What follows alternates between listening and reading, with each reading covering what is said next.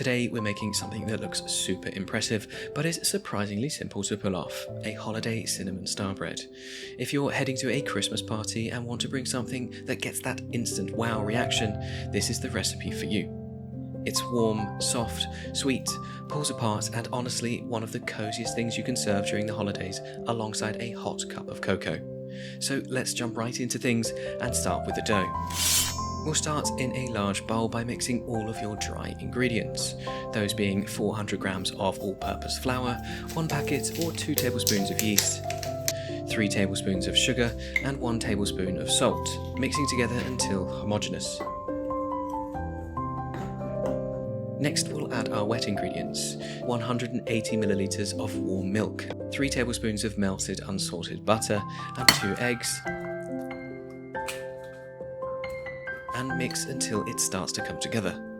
Now a baking purist will probably tell you to add the yeast in with the warm milk before adding to the mixture to help wake it up, but honestly you don't need to. Then knead the dough for around 8 to 10 minutes. The trick here is if it's too sticky, you can always add more flour to the mixture, or if it feels too dry, add a tiny splash of water or milk.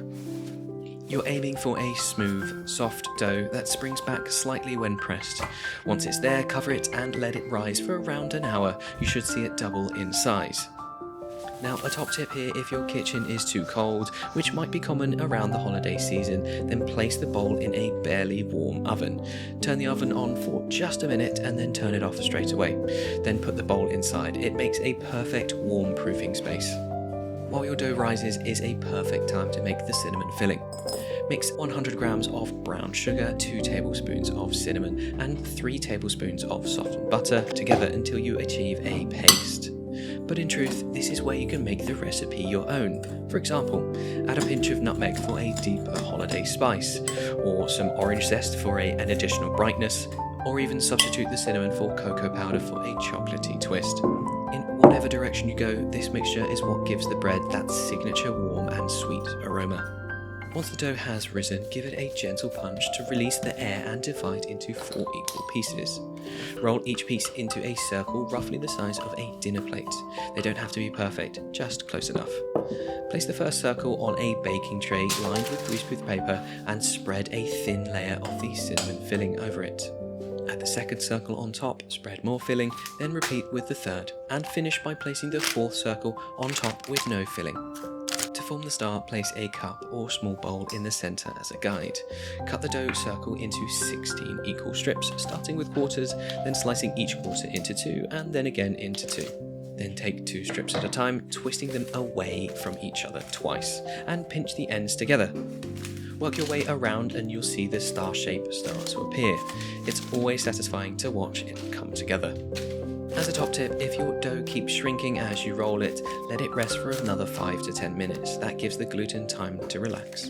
Before baking, let it rise for another 20 to 30 minutes. This helps it stay soft and fluffy.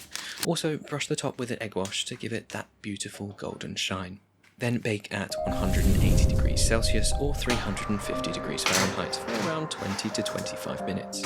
Check it around the 15-minute mark, and if it's browning too quickly, lightly cover it with foil and continue baking until it's cooked throughout.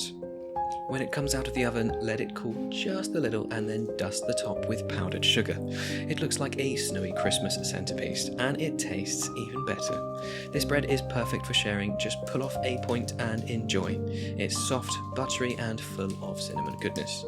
And that's it, a cinnamon star bread that is guaranteed to impress at any holiday gathering. If you enjoyed this recipe and want to see more cozy, festive or creative dishes, make sure to like this video, subscribe, and let me know in the comments what you'd like to see next. Thanks for watching and happy holidays.